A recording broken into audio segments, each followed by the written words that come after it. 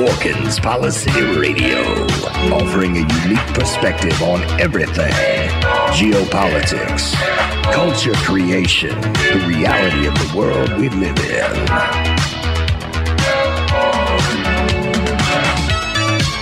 Coming to you live from New York City, your host, Pierce Redmond.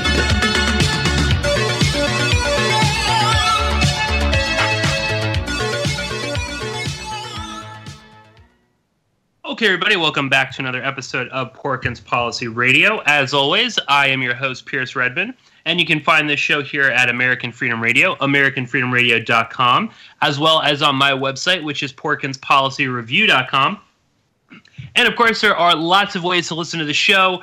You can always follow me on iTunes, on TuneIn, and Stitcher. We're also on YouTube, of course. And you can also listen later on in the week on Friday nights. I'm rebroadcast on a host of other internet radio stations. And I am very excited to announce that I will also, my show will also be replayed on KYAH, 5:40 a.m. in Utah, and that'll be Saturday nights from 6 to 8 Mountain Time. And I'll talk a little bit more about that in the second hour because I don't want to take up too much time in the first hour. We are joined by a return guest and friend of the show, JP Sotille of newsvandal.com. Of course, the man behind the News Vandal Rundown, which I strongly encourage everybody to sign up for. JP, how are you? Exhausted. No, the news cycle, I've compared it. You ever go to the carnival and there's that ride called the zipper? And it's this oblong mechanism with these cages, usually like 10 cages that spin, and then the mechanism itself spins as the cages spin. That's what the news cycle is like. It's I don't know if you saw this. I was during the intro for my show there, I just saw that Saakashvili was arrested in Ukraine. This is a former Georgian president. Now he's escaped, and he's in like a standoff on top of a building with the police. Have you seen this? Yes. As a matter of fact, that story didn't even make the rundown today because, well, this is the latest development because he was arrested, and then there was like mob violence. Yeah. And he was, in a sense, broken out of captivity, and so now it's turned into this standoff. There's that happening at the same time.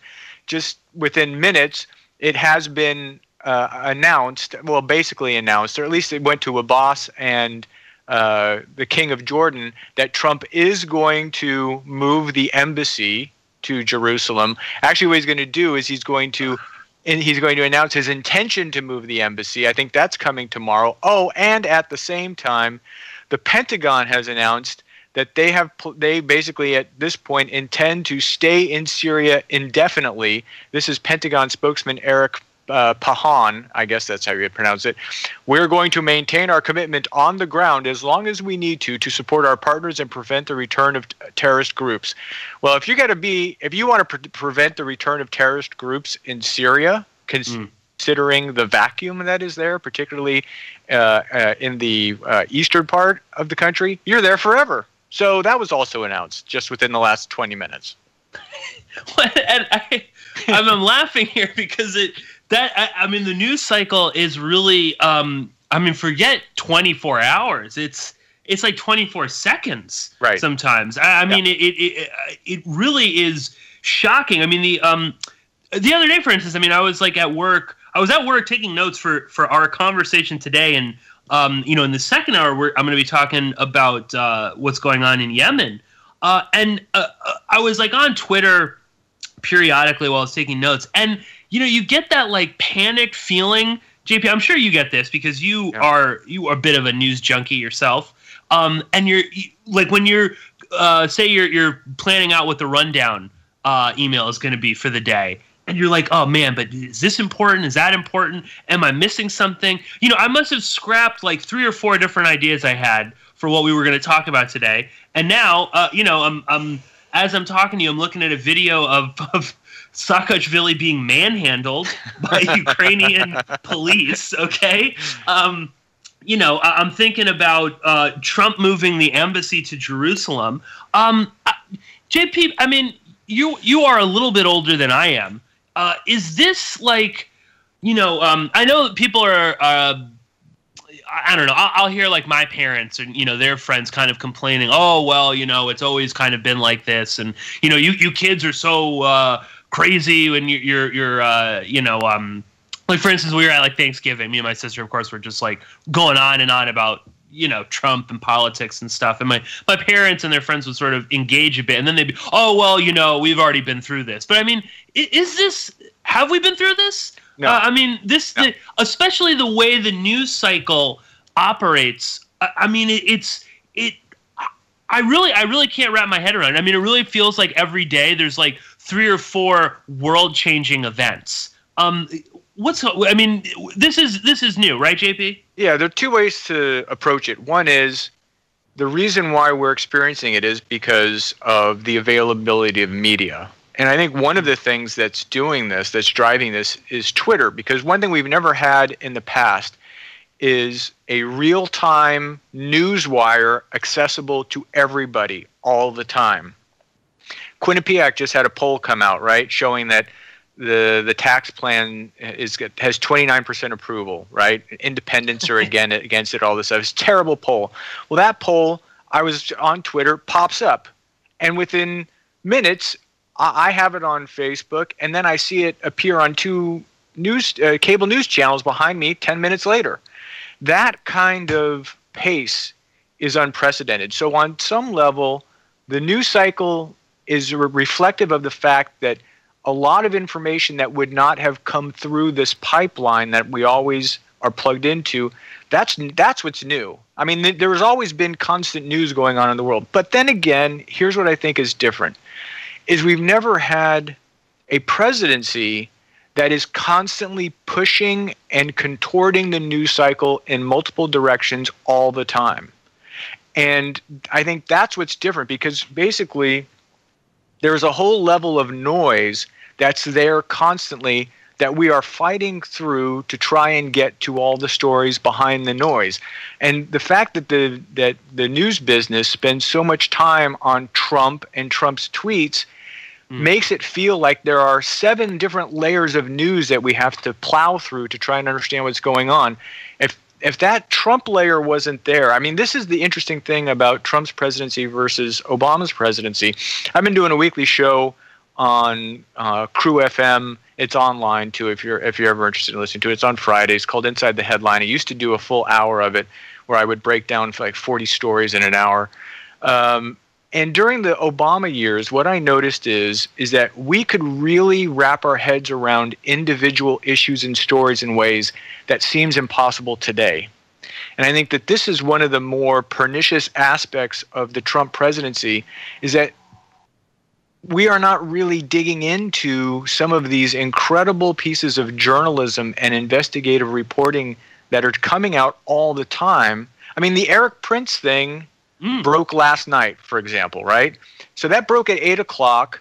You get up this morning. This thing is dominating discussion. That's gone. I know. See it. That's out of there. And I'm like, wait a minute. Don't we need to digest the fact that Eric Prince and Oliver North were coming together to create a independent, secret intelligence agency that would be loyal only to the presidency? That seems important to me.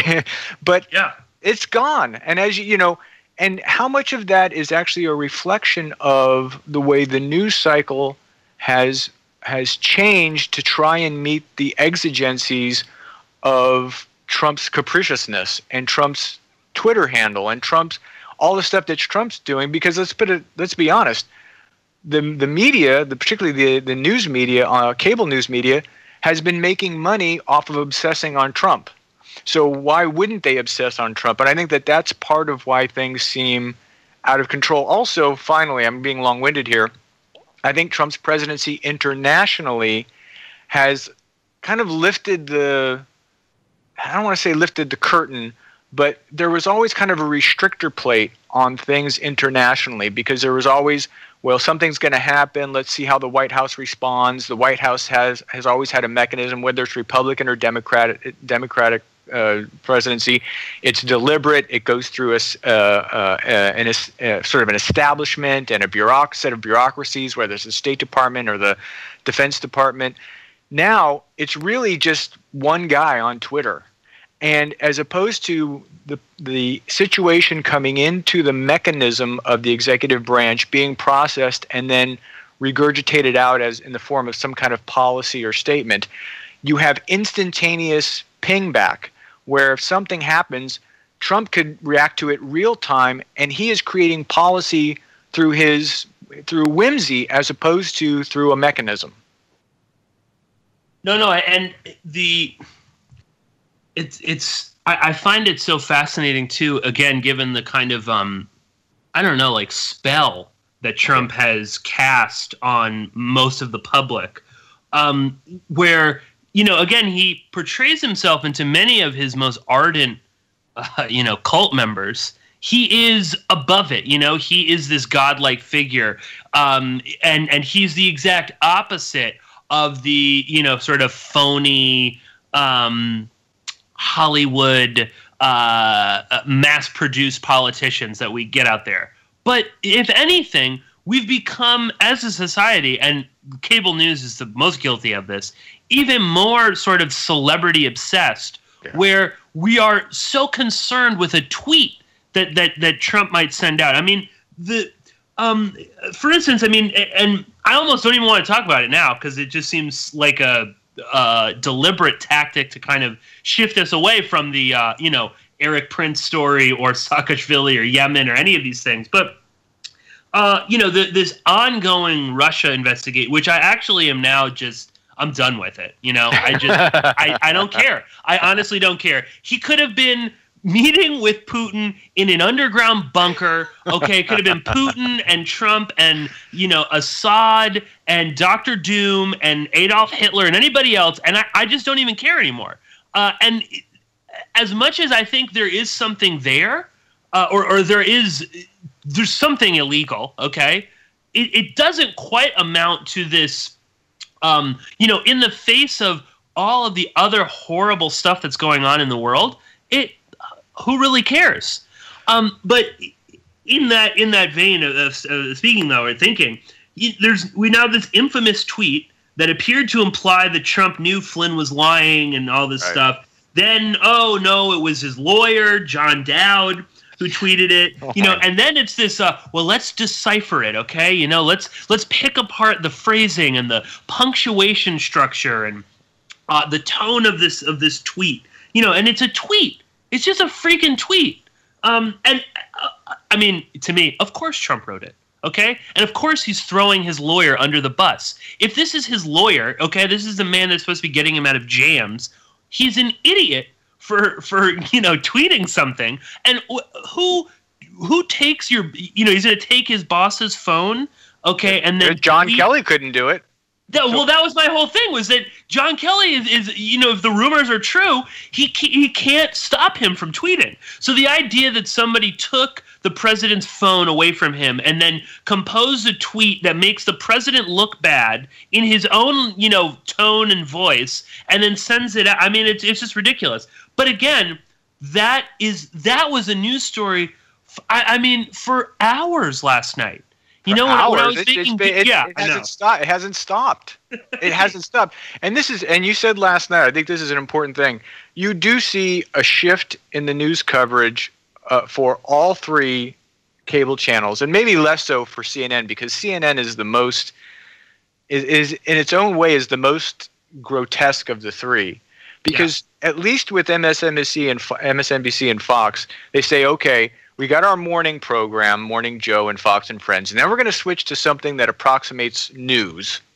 And we'll do news, and we'll try and cover stories for a while.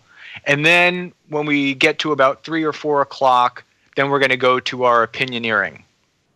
Yeah. And with CNN, it's all discombobulated and mashed up. They don't really even have a delineation anymore, because there's just no way I can consider anything that Wolf Blitzer does to be basically a news program. But but this is the problem. And I know that there are people who think that particularly on the for MSNBC, it's because they have a liberal agenda or a Democratic agenda and they're out to get Trump, and that may be there.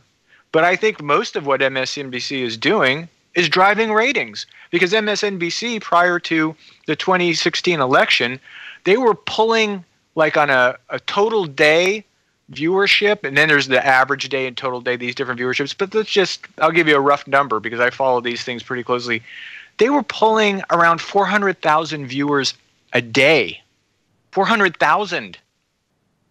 That's, I mean, MSNBC was in crisis prior to the election. Now, Rachel Maddow, there a couple of times has challenged, O'Reilly and Hannity, and starts getting close to like 2 million viewers, 1.5, 1.6. Still, with Fox being the leader and sometimes jockeying back and forth with MSNBC, we're talking about 2.5 million viewers total.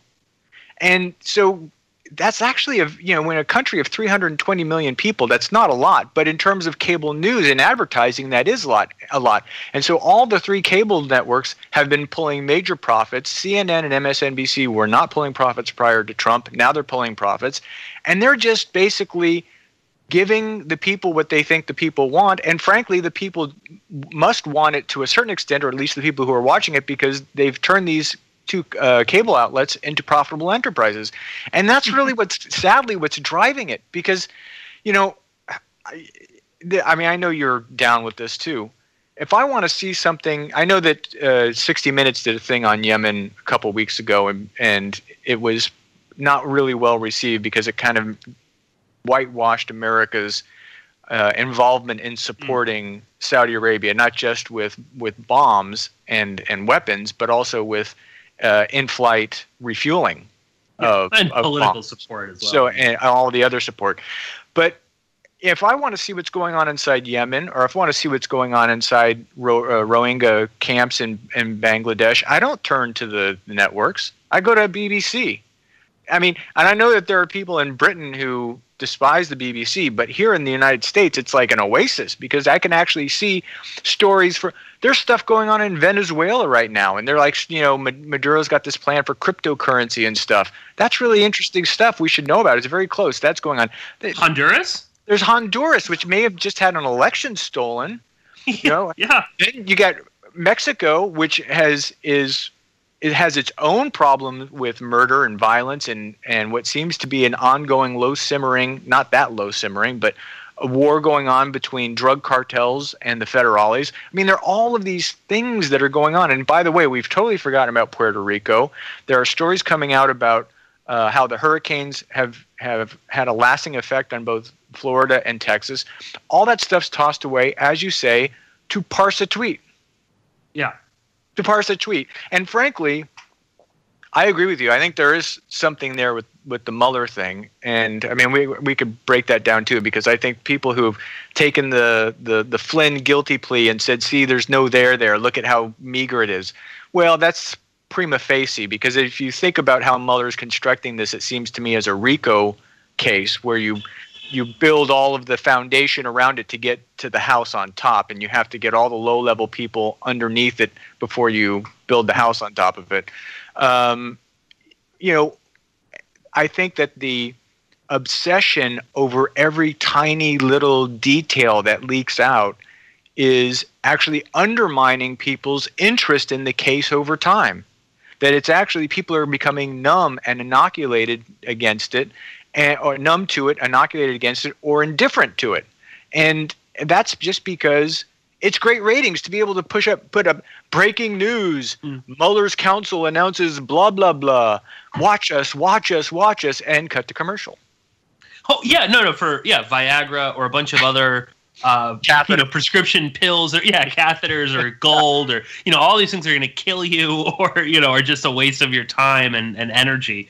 Certainly. And Pierce, that's an important point, because if you look at a lot of I always tell people, if television is the rectal thermometer in the rear end of American culture. And if you want to know what's going on, you look at television. And if you want to know what's going on in a specific show, look at the advertisers buying for that program. And that tells you the intent of the program.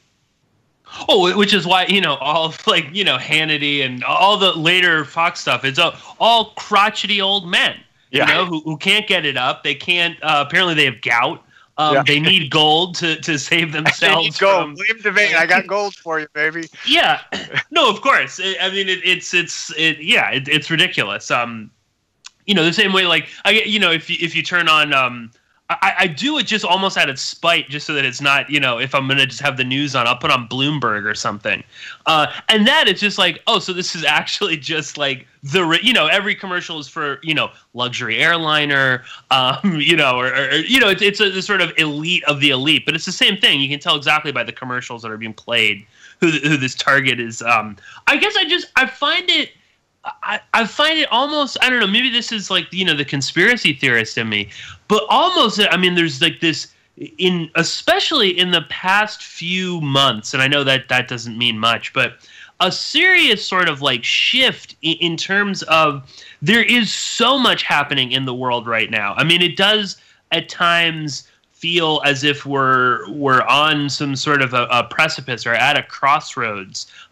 You were just rattling off a few things, but I mean, there's a serious election crisis in Honduras that could spill out into, I mean, full-on violence. I think the former president of Honduras, his son is in New York, I think it is, facing huge trial for massive drug trafficking. Okay, this is the son of the leader that Obama and Clinton that helped overthrow and then put in place.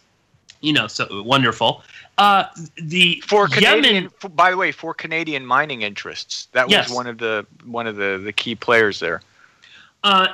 Yemen is a literal powder keg that is just, I mean, there's, we don't even have enough time to get into that. But it's like everywhere there are these serious. I mean, moving the capital to Jerusalem, that is huge. Okay, that is not small potatoes. That is going to have. I mean, that is one of those things. I mean, if Saudi Arabia is fine with that, then we've reached a new level of insanity in the Middle East. MBS, and I might say MBS, I mean Mohammed bin Salman. He's basically the ruler now.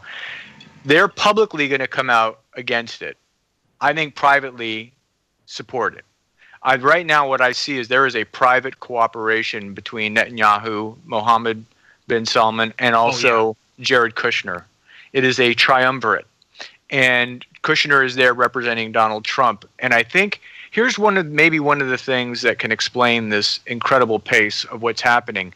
I think in a lot of places, what you have is governments that are facing issues of corruption. Right now, Netanyahu is facing major corruption charges. Yeah, so is his wife. Multiple scandals in Haaretz detailing all the different cases against him. There are like 6 different aspects of it. There's the German sub thing, and then the 2 businessmen who were lavishing his wife with gifts. There are a bunch of these different things going on. Trump is facing a crisis here at home. Mohammed bin Salman is facing a crisis. There is, the interpretation of what has been going on that I find most compelling is that last year the Saudis were having problems paying their own civil servants. They have a major budget crisis on their hands. This is one of the reasons why they want to get into this privatization. They want to privatize $200 billion worth of government assets inside Saudi Arabia. There's this talk about this $100 billion listing of Saudi Aramco on a stock exchange. Apparently, Trump, through Kushner, said to Saudi Arabia, "We will support you, Mohammed bin Salman, if you agree to list Saudi Aramco on the New York Stock Exchange." There's all this stuff going on there. What you see in each one of these cases, where I think MBS, who's got the war with Yemen, that's not going well, by the way, a regional conflict involving Iran is good for him domestically. A regional conflict for Bibi Netanyahu is good for him domestically. A conflict in the Middle East in which Trump is siding with Israel, which will stoke support among the Christian Zionists, among the evangelicals, that is really the most important part of his base of support, good for him politically. Oh, by the way, any kind of war heading into 2018, which looks like an electoral disaster waiting to happen, particularly now that we see these numbers coming out on the tax plan. I mean, whoa. If Roy Moore gets elected and you've got to run on, we're the Republican Party, we're the party of Brigham Young and taxes for the big tax cuts for the rich, that's not a great thing, a great, electoral play for 2018 and a highly populist electoral environment.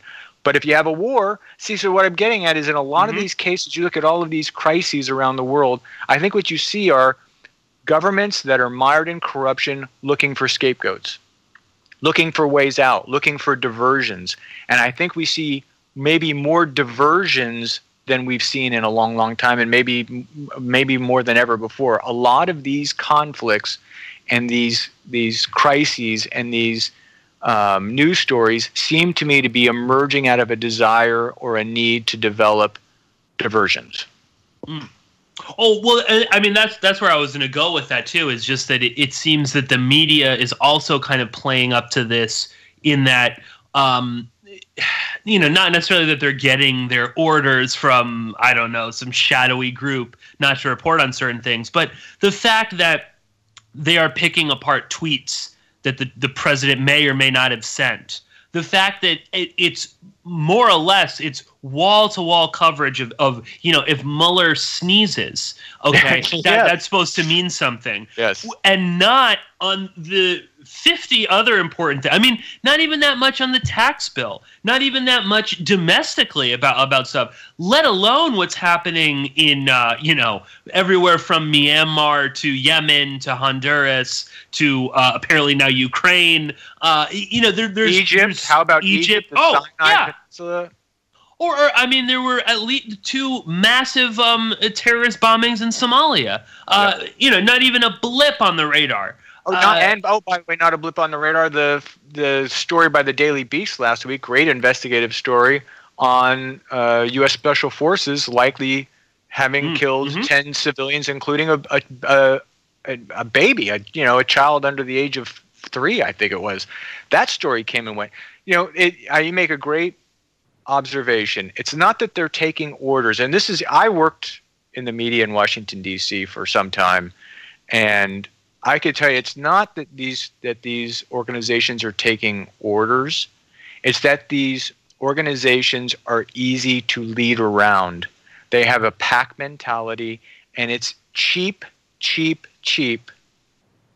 just cover a tweet. You get some personalities to come in, you get them around a round table, and you spend an hour talking about tweets and other news stories that other agencies broke. You don't have to send reporters to Myanmar. You don't have to send reporters to the Sinai Peninsula. You don't have to send reporters to Honduras. You don't have to send. That's expensive stuff. That's overhead. What's the cheapest, highest profit margin form of news is sitting around and talking about other people's stories.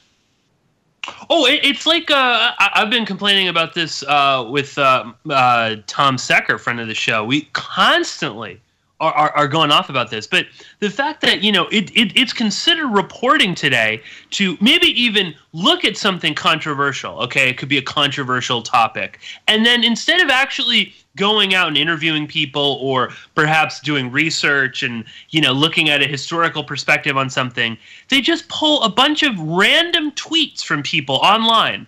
Oh, well, Joe Blow said this, and Jane Doe said this. And they, and that's like the basis of journalism.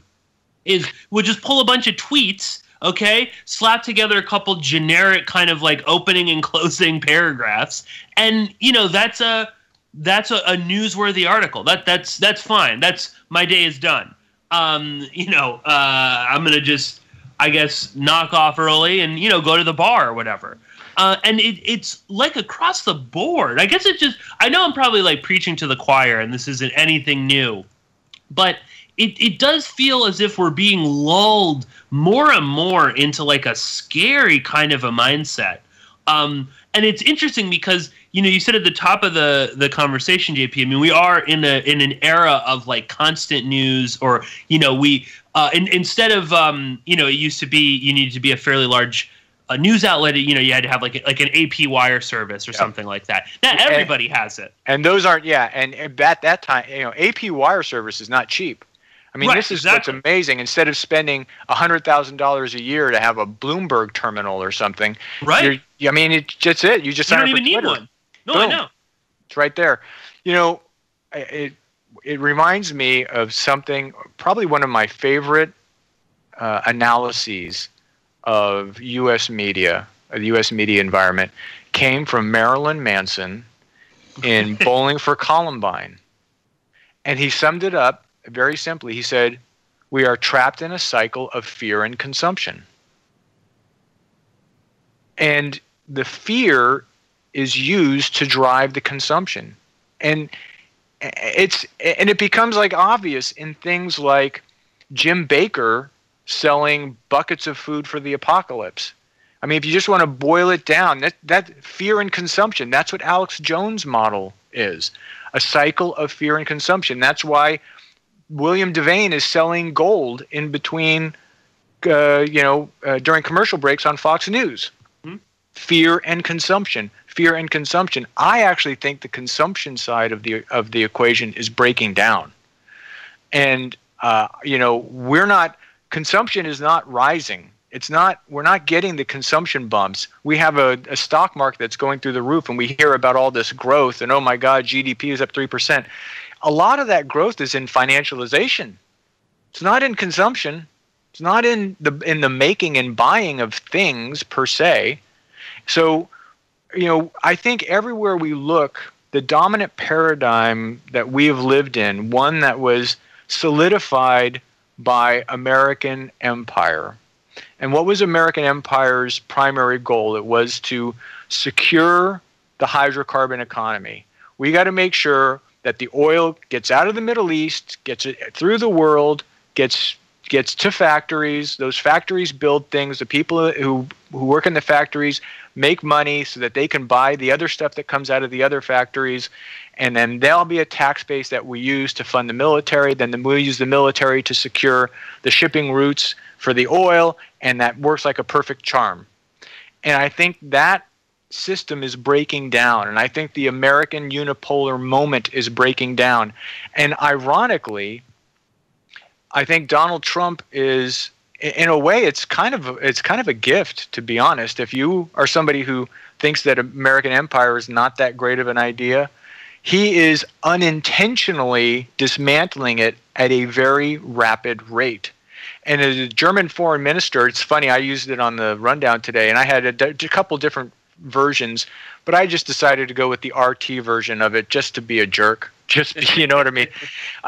Just to thumb my nose at some people go, oh, why are you using RT? Because it was based on a quote. And the German foreign minister said, the American moment is over, and now we, the EU, have to step up and take control of our own foreign policy because we can no longer depend upon the United States.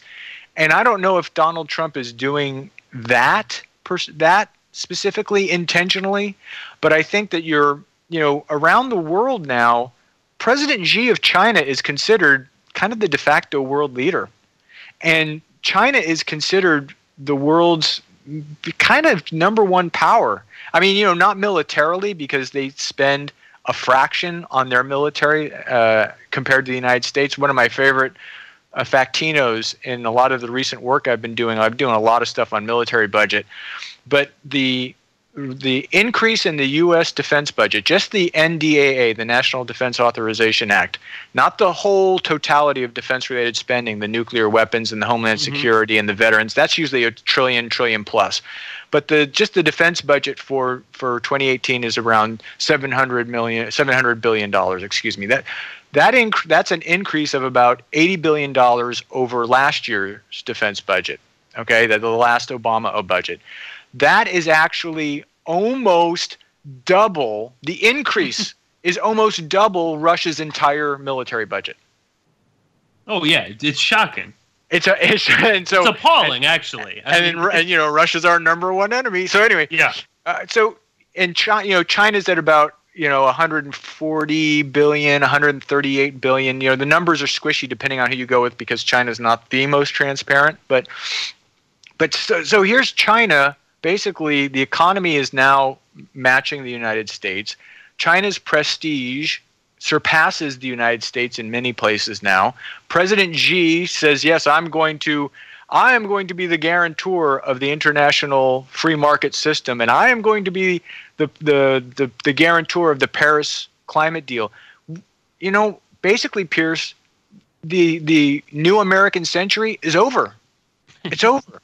And I think that's also one of the things that's generating a lot of this movement, all these moving pieces everywhere, because there is a vacuum.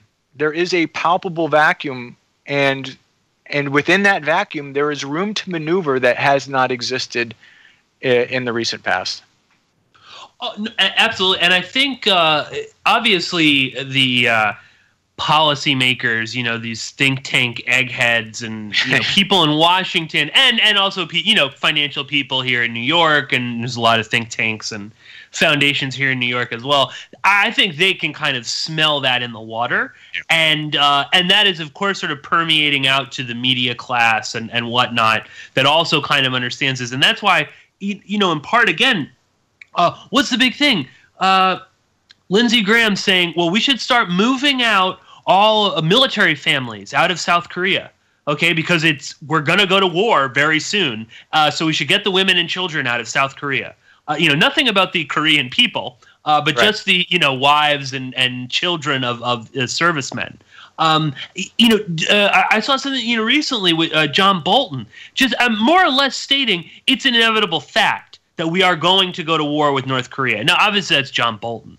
But John Bolton. I think the sort of casual nature with which people are talking about war with North Korea, as if it's inevitability, but also B, that it's just like, yeah, it's just war. It's just war with North Korea. It's not that big a deal. We'll be done by Christmas. And again, it's like you can kind of get this sense that they're feeling, the final nail in the coffin on the American empire, the American century. And it's not going to die overnight. And obviously, groups like the CIA and others will, of course, continue to flourish and do their thing. But it does seem as if this shift is being felt on all sides. And then, of course, that permeates or trickles all the way down to these right-wing yahoos, on Twitter and whatnot, that all they can possibly do is complain about the most trivial BS imaginable, okay? Or how the white man is the most oppressed group on the planet. Everyone in Hollywood is a pedophile or some sort of sexual assault predator. And they'll never look. That's I see that over and over again. It's just like, well, look at what that person did. Look at that person. Never for a moment being like Roy Moore. Virtually everybody. It doesn't left or right. I mean, there was. I think I'm going to talk about this later tonight on Chuck's show. But I mean, more confirmation came out in a Daily Beast article recently. Confirming that Donald Trump and Jeffrey Epstein are very, very good friends. Oh yeah. I mean, even more so than we were previously led to believe. Okay, so I mean, this is on all sides, but I don't know. I mean, again, I'm sure I'm kind of beating a dead horse here. Well, go ahead, JP. No, empires rarely collapse overnight. Mm-hmm. And so if you look at how, when did the Roman Empire actually collapse? Was the functional end, in the 5th century? Was it in the 3rd century? Was it with the sacking of Rome by the German barbarians? Was it when Constantine accepted Christianity, made it the religion of the empire? I mean, when is it? It's something that happens over time. I think the seeming moral decay, as something I think I mentioned on this show in the past, the inability to make sense of the gap between stated ideals and actual behaviors, I think that is reminiscent of a society or an empire that's lost its way. And I think you see it everywhere. And so this is another place where Donald Trump has done a service, because Donald Trump's presidency and the evangelicals' support for Donald Trump's presidency has metastasized into a whole lot of unintentional truth-telling about their motives and about their willingness to compromise their stated ideals for basically for cash, right? For money. I mean, that's the glue that's holding the Republican Party together, and that's the glue that's holding the evangelicals together with Donald Trump and with Roy Moore on some level, right? Is that we want to make sure that these little key parts of our agenda. I've heard Ralph Reed say that if this is for tax cuts. This is Ralph Reed, Mr. Christian Coalition guy. So in all of these different ways, the empire, we'll call it the empire instead of the emperor, is completely naked now. And it's naked to the world. It's naked to the people on the inside the United States. And I think for the people in the United States, there are two ways to deal with it. Go into abject denial. Three ways: denial, complete disinterest. I'm just going to disconnect, or activity. I think luckily for us, women are going with activity, and I think the more women who get involved in the electoral process, that can only be a good thing at this point, because I think the Me Too movement is a massive revolution in the way our culture and our society is going to be organized.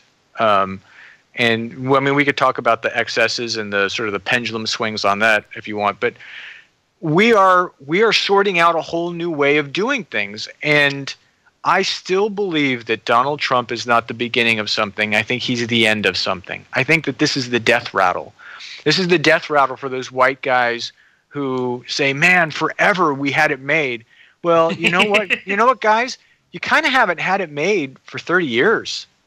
It's just that it's taken a long time for the boom to be ultimately lowered to the point at which it's obvious that you are in the boiling water. There's a sort of, I'm mixing my metaphors there, the boiling frogs thing. But, I think we're all waking up to many of us are waking up to the fact that the water around us is boiling. And we thought we were in a hot tub, but we're actually being cooked. And I think this dawns on people in so many different aspects of life, they react. And Donald Trump his election was this kind of last gasp at trying to make America great again. Let's go back to something that was. Look, it's all over. And I know that, there's been a recent spate of stories about AI is not performing the way people think it will. All I know is this, is that there was an AI-driven car tested at a lab outside of, I think it was outside of Trenton. I know it's in New Jersey. I think they may have been connected to Princeton or whatever. And the car was learning to drive by watching human drivers. And once the car was set off on its own to drive, the scientists who were working on the car determined that they could not figure out how the car was making its decisions, how the artificial intelligence was making its cognitive leaps to make its decisions. So we're on the cusp of something revolutionary with not just 3D printing, but 4D printing. And 4D printing is not just, you have a 3D printer. No, 4D printing is where you can create a material that you can program to assemble itself on the fly and to make changes in its construction to adapt to different circumstances. So we have the robot revolution coming. Do you think Amazon isn't going to? They're extending. Amazon's like the Borg of the consumer world. Yes. And they are going to become a Borg. How long is it going to be until Amazon says the most efficient way to deliver is to have a blimp flying over metropolitan areas that is fed by drones, supplied by drones, and then when you order, a little supply drone, delivery drone takes it to your front door. Everything is changing, and it's changing in fundamental ways. And I think that we're having a hard time squaring all of these circles because we're used to a world that was. We're not sure about a world that is, and we have no idea about the world that's coming. But it's coming very, very quickly.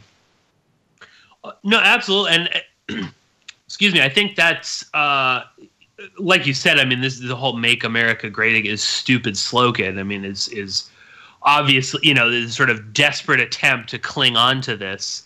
And yeah, I mean, I completely agree with everything you were saying there. And again, I think this is again, indicative of the sort of frustration that we see amongst so many people, and also the way that the media is sort of playing their part in kind of focusing on the sort of trivial stories, or again focusing on the look what they're doing. They're trying to change us. And they're trying to tell us that we can't be the way that we've always been, which is never really true. And you get that a lot on Fox and stuff like that, but also on all of them. They're all kind of like this, and it's just it's sort of a futile attempt. It's not going to happen. And I don't know. I guess I'm just still kind of struck by that, and maybe that's because I've obviously never known. Nobody really. It's not like any of us have actually seen America before it was a global empire. But to begin to see the kind of chinks in the armor of this massive empire begin to kind of become visible, and to actually sort of start to take their toll, where, like you said, where suddenly China isn't just this crazy country that has a seat at the UN. Suddenly people are going to China to solve problems. Yep. They're going to Russia to solve problems. Yep. Particularly geopolitical ones. And same with China. I mean, you look at, any progress that's going to happen in Afghanistan with the Taliban is going to be China, is going to be one of the arbiters, between the Taliban and the central government in Afghanistan. They have been for a long time during this sort of stalled peace process there. So yeah, I guess I'm just amazed, with all of this change, which is scary, I guess, but at the same time, I mean, it's I think it is sort of an exciting time to be alive, but instead it's, well, what did he tweet? Oh my God, I'm going to go on my own Twitter rant now, tweeting about his Twitter rant. And I don't know. Well, but you were on it early, Pierce. It's the celebrification of everything, and something I've said in the past is I think that Donald, we have a representative democracy. I think Donald Trump is the most representative president I've seen in my lifetime. I don't think anybody represents who we are as a popular culture more than Donald Trump. I mean, he's the avatar of reality television, of narcissism, of celebrity, of materialism, of all of it. I mean, we have an orange president. So what is that? It's, I know everybody wants to say, well, what does that say about him? But what does it say about us? I think that's the more interesting question. And as we try and sort all of this out, I think one of the things that two things I'm concerned with. One, something we haven't talked much about, which is what's going on in the Middle East and the desperation of somebody like a Trump or a Netanyahu or Mohammed bin Salman, who I think, one of the reasons why the Ritz-Carlton has been turned into a prison is filled with all of the other princes and all of his cousins is because he needed to abscond $800 billion in advance of this desire to turn Saudi Arabia into a financial empire as opposed to an oil empire, because they all know that peak oil is not just coming, but it's here. And that oil, the demand for oil is never going to be what it was 15, 20, 30, 40 years ago. So they want to get into financialization to catch up with the United States and Germany and Britain, which are all financializing economies. Germany, the least of the three. Then you have this. So to me, the Middle East now is this place where you have interests that may need some kind of conflict to preserve themselves. That frightens me. The thing that disappoints me the most is that we've had two major releases on financial malfeasance, the Panama and the Paradise Papers.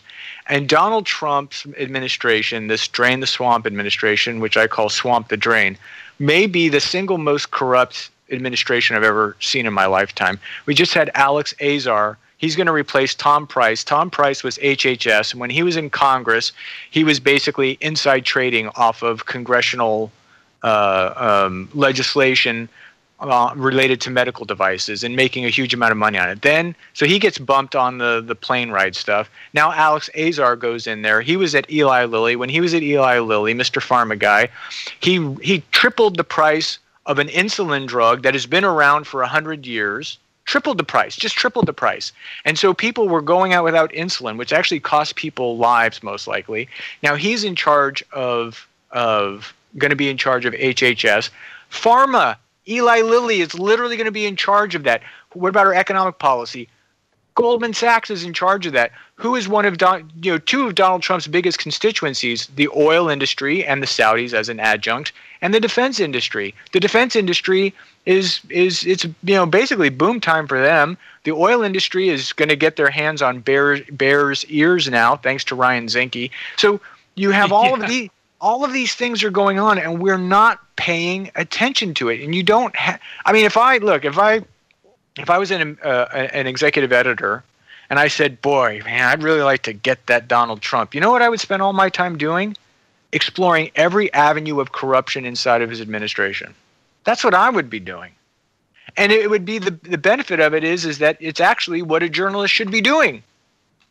And I think it's the most effective way to check his power is to show the areas in which he is acting in complete contradiction to his promises. Now, I know that he has this cultic following, and a lot of them are not going to ever be convinced. But you want to know what? Maybe a lot of them we find that they're never convinced is because they're never given a convincing argument other than his tweets. Yeah, I know. Well, I know. It's and it just becomes a sort of partisan bickering. Where they're just you're going after him because they're leftists or something like that. I know where it's like hard. That's why I do it sort of smugly on Twitter. But every time someone is harping on about how Trump is going to get the pedos and this that and there's some wonderful pictures from one as early as 2000 of Trump, Melania, Jeffrey Epstein and Ghislaine Maxwell all together at Mar-a-Lago. Okay, I mean it's just the evidence is there, as you say, with this corruption. I mean Wilbur Ross. This guy is dirty as the day is long, and nobody even. I mean, can people even name the department? He's in charge of. I mean, it's like he doesn't exist, and just openly corrupt. I mean, it's still. I mean, it's. How he's going after the big banks with Mnuchin, in the White House. I mean, the whole. I know what you mean. It's. I mean, you're just sort of banging your head on a wall. But again, nobody's actually doing the sort of due diligence of a journalist. Well, no, it's happening in print, and it's happening online. There are guys like David Dayen, who's like I don't think the guy ever sleeps. I mean, he literally. It's happening in print and online. It's not happening in television. And I think that we have to really accept that television is entertainment. Mm-hmm. And all that news is mostly entertainment. It really is. It's all done for entertainment value. It's all done for ratings. It's all done for money. And in a sad kind of way, this is the gift of two layers of deregulation, one under Reagan and then the killer deregulation under Bill Clinton. I mean, we could talk about. I always talk about Reagan. Bill Clinton finished Reagan's administration. The whole Reagan agenda was finished by Bill Clinton, and since then we haven't had public interest journalism, and particularly not on television. And so, if you're looking for journalism on television, you're going to be looking for a long time. Right. Well, no, and I would say the best place to look for journalism, of course, is right here on my radio show and with people like JP Sotille of News Vandal. JP, thank you for joining me in the first hour. Wow, that was a quick hour. Great to be with you, Pierce.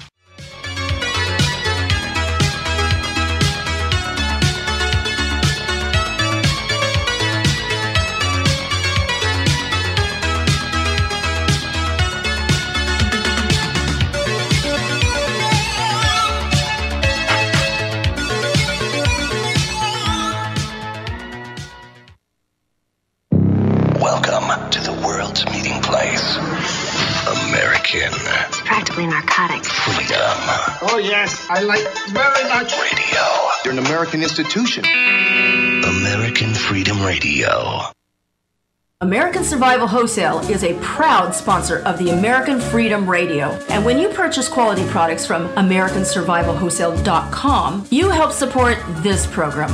Our quality non-GMO foods do not contain MSG, high fructose corn syrup, or heavy metals. At American Survival Wholesale, you can choose from over 8,000 quality products, including self-defense weapons, bug-out bags, and long-term storable food at wholesale prices. We also have custom food packs available, including gluten-free, dairy-free, and vegetarian packs. If we don't have it, you don't need it. American Survival Wholesale is a veteran-owned and operated company which also supports our veterans in need, and we are very active in disaster relief.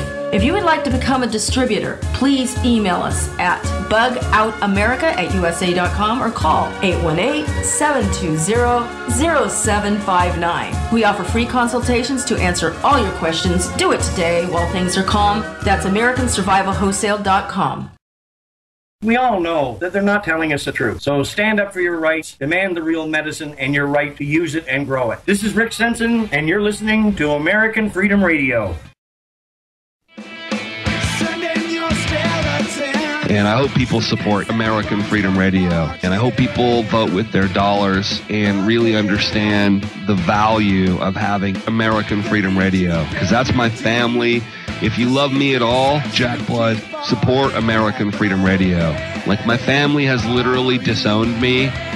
American Freedom Radio, Danny and Don and those guys, those are my actual family.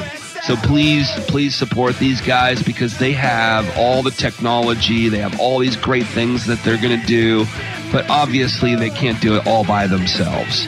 So not only would I like to see you support them, I'd like to see you retweet them and repost them and really get involved and get on the bandwagon, so to speak, on doing that do-it-yourself promotion, because they're a do-it-yourself radio network, and we just need that so much.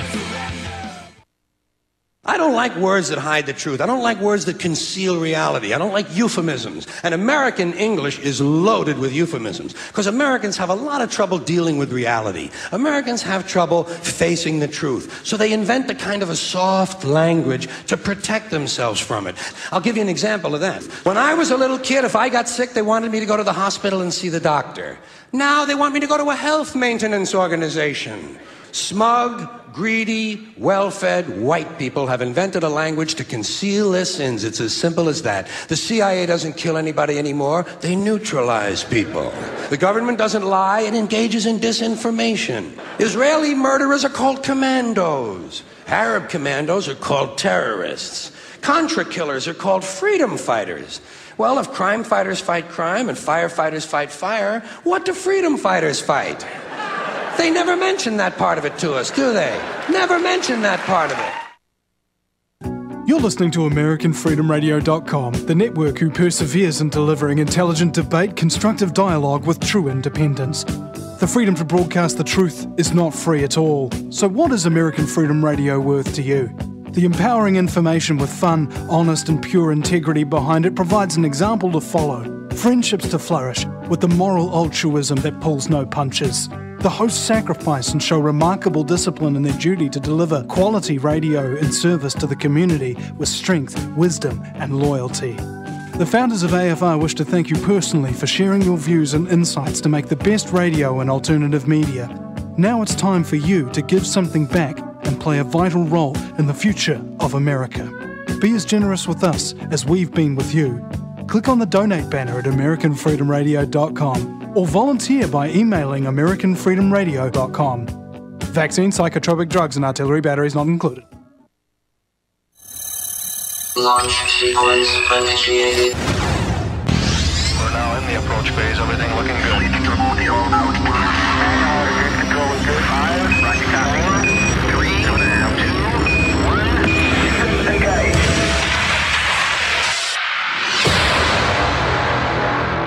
Prepare your mind to experience American Freedom Radio.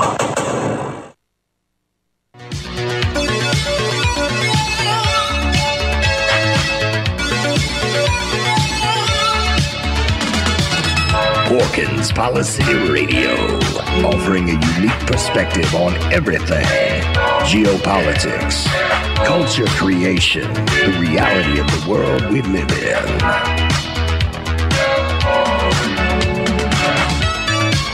Coming to you live from New York City, your host, Pierce Redmond.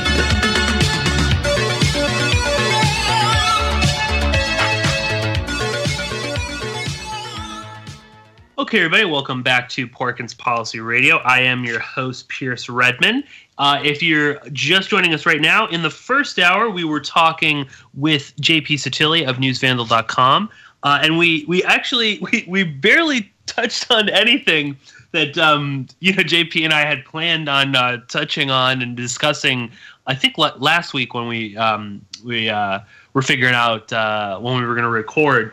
And I'm actually kind of glad, because I think, rather than just sort of rattle off some news, as JP and I were talking about, I mean, the news cycle is such that it's kind of hard to do a show when stuff is changing. I mean, just some breaking news right now.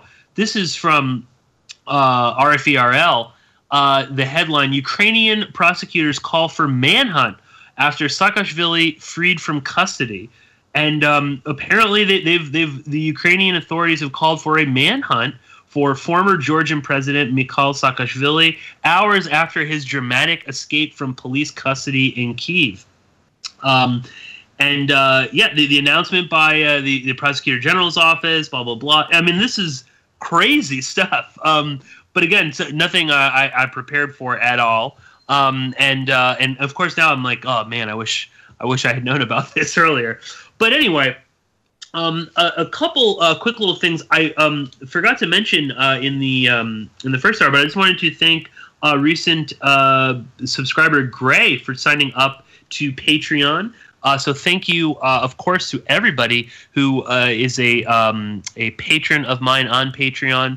We're really moving along on Patreon. We're getting some good feedback from people who are enjoying the bonus podcasts and stuff like that. And we're starting to get some real money going there, which of course is a huge help to me.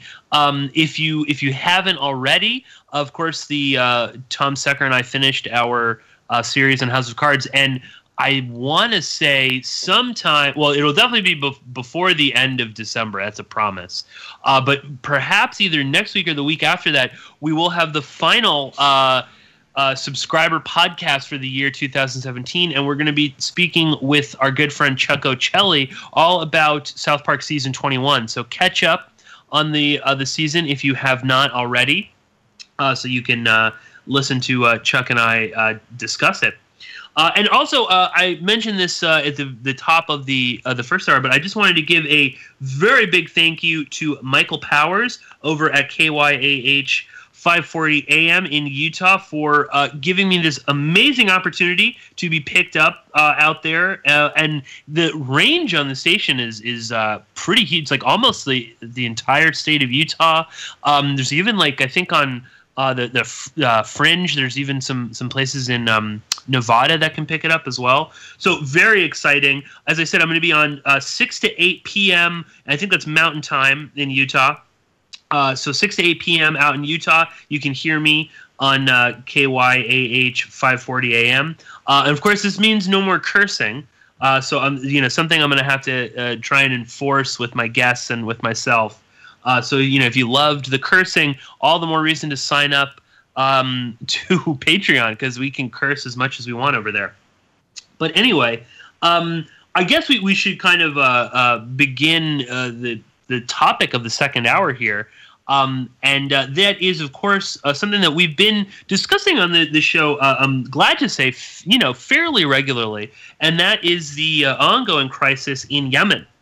So on Monday morning, I woke up, as I'm sure many of you did, to discover the news that former president of Yemen, Ali Abdullah Saleh, had been killed by Houthi rebels just outside Sana'a, the capital, while he was fleeing to Mirbel, I believe was the town or city that he was fleeing to. And I mean, this is pretty huge. People may have seen the footage of Saleh. I wouldn't encourage anybody to, to seek it out. It is pretty graphic. Like most of his head is missing. But it reminded me instantly when I did watch the footage, unfortunately. And it instantly made me think back to Colonel Muammar Gaddafi. Very similar, sort of this, a bunch of fighters, screaming, and they're sort of celebrating, and praising that Saleh has finally been killed, and it's sort of this nondescript location. Just sort of looks like an open desert. There's no landmarks or anything, and they've got Saleh in the back of a car, with blankets around him, and then they pulled the blankets off, and they showed some ID cards and stuff to confirm it was Saleh. I mean, it is Saleh. There's no doubt about that. And so I thought this was so big for me that in terms of Saleh dying, because for people that are unaware, he ruled as president of I guess this sort of modern unified Yemen from 1990 to 2012. Of course, when he was ousted as a result of the Arab Spring, and of course, a lot of the other forces that are at play right now also contributed to that.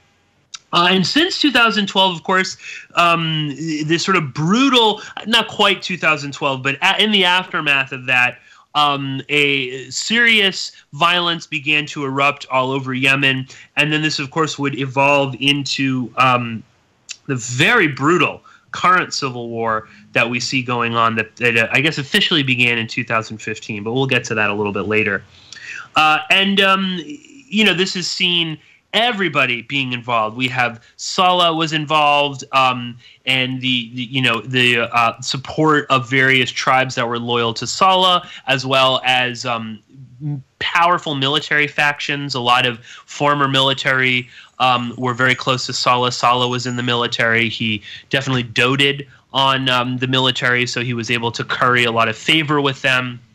But you have the Houthis, which are a revolutionary movement. We'll talk about them a little bit later. But in the north of the country, you had the Southern Secessionist movement, the Southern movement, which got involved in the fighting.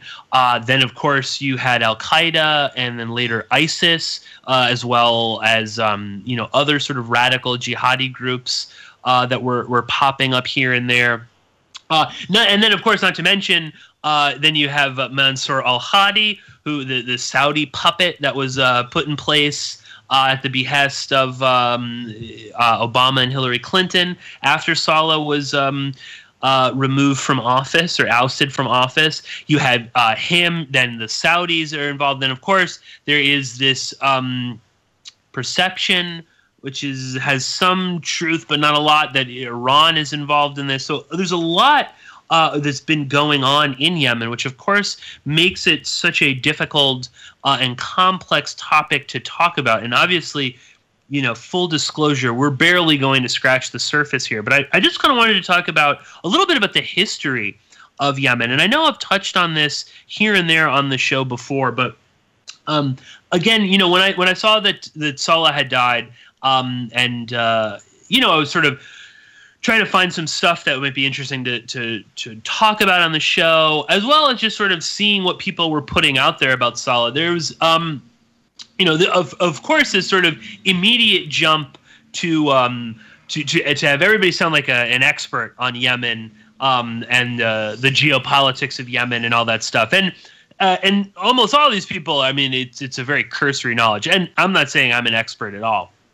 But there's very little historical background. They'll talk about, Saleh, who had, of course, fought the Houthis on and off for decades, had then formed an uneasy alliance with the Houthis, and they were sort of fighting together, and they were, making ground all over Yemen, and they were becoming a, pretty serious force. And that since, past couple of months or so, the situation had begun to deteriorate, and then Saleh again switched sides. He was in negotiations with Saudi Arabia, and then most recently, I think it was on Saturday, he officially said, that we're done with the Houthis, and the Saudis are the good guys again, and we need to overthrow the Houthi government. And this, of course, was a huge misstep on Saleh's behalf, and definitely on MBS, who JP was talking about quite a bit in the first hour. A huge idiotic mistake, because now, of course, Saleh's dead. But a lot of that is just sort of it's just accepted as fact when you hear these like news reports and especially articles as well. They give you these little soundbite things. And then, of course, this is all sort of couched in, well, this is really a part of the Cold War between Saudi Arabia, who's the good guy, and Iran, who's the evil bad guy. And we'll kind of parse out a bit of that in a moment. But just as a sort of an explainer, and this is a thumbnail sketch, but Yemen has long been the front line or the sort of playground between regional and world powers in ostensibly a one giant pissing contest. If you want to get my full unbiased opinion, it's just a piece of a strip of land for regional and world powers to go and fight one another. Okay, there's not really a lot of economic benefit within Yemen. I mean, there obviously, Aden is a huge port city. In the 40s, it was massive. It was like the second biggest port, I think, during World War II, other than New York. That's how much was going on there. And obviously, the Suez Canal is right there. So it is, it is geostrategically, it is important to some degree. But there's not a lot of, else going on. There's no resources really in Yemen. There's not much. I mean, it's very rich in history. A very diverse community, obviously, religiously, ethnically. I mean, to me, I always have a soft spot in my heart for Yemen, having grown up with a lot of Yemeni friends when I was a kid, growing up, very close to some pretty prominent Yemeni neighborhoods as well. So I've always had a bit of an affinity for Yemen. But, it was very much part of the Arab Cold War, was fought in Yemen. Again, because it was sort of off and away, it didn't have to directly affect anybody. And they could go there and basically just, sow chaos and destruction and more or less get away with it. And, and this is the British, the Saudis, Jordanians, the Italians, the Soviets, the United States certainly, and of course, the big one, Egypt, have all been involved in Yemen. And as I said, this is much of the sort of Cold War that was fought in the Arab world took place in Yemen. And, it's been picked apart, various sections of Yemen, by the British, the Saudis, and obviously the Ottomans. And the British and the Saudis, back various sort of these phony royal. I mean, there's some truth historically to the these sort of royal families in Yemen, but they propped them up. There was like the Kingdom of Yemen in the north for a brief period. And by the early 60s, Yemen was more or less politically and culturally divided by North and South Yemen, although those were not necessarily official yet. But in 1962, there was the North Yemen Civil War, and this was fought between, on one side, the Kingdom of Yemen, backed by the Saudis and the Jordanians and the United Kingdom, fighting against military rebels of a part of the army in Yemen. They were backed by Egypt, full all the way, and then to a lesser degree the Soviets as well. And the North Yemen Civil War was considered, that's Egypt's Vietnam. It was a huge endeavor. Lots of Egyptians died. Obviously, countless Yemeni people died. But it is considered, in Egypt, it is considered their Vietnam. That's how military historians describe the North Yemen Civil War. And that would eventually end in 1968 with the rebels winning and forming the Yemen Arab Republic. Okay, and then like almost immediately, after that, you had South Yemen which was a socialist state. They formed roughly 1967, backed by the Soviets. Then South Yemen and the Yemen Arab Republic, or North Yemen, they fought in 1972, then again in 1979. Then in 1986, there was the South Yemen Civil War. Okay, very brutal conflicts all around. And again, various regional and world powers all kind of getting involved. So you have the Soviets backing the South. You've got the Saudis in the North. And a lot of these sides are constantly switching around, and everybody would get involved. At one point, the Israelis covertly gave arms and stuff like that to help the Saudi side in the North Yemen civil war, because at the time Egypt was involved there. This was under Nasser, and they hated the idea of Arab nationalism. They hated that Nasser was this unifying force, so they wanted to so again the Israelis helped their arch enemies, the Saudis.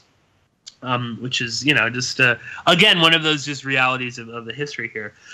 Then in 1990, there was quote unquote unification of Yemen. Okay, and this was very tenuous. This is again after South and North Yemen had fought back and forth.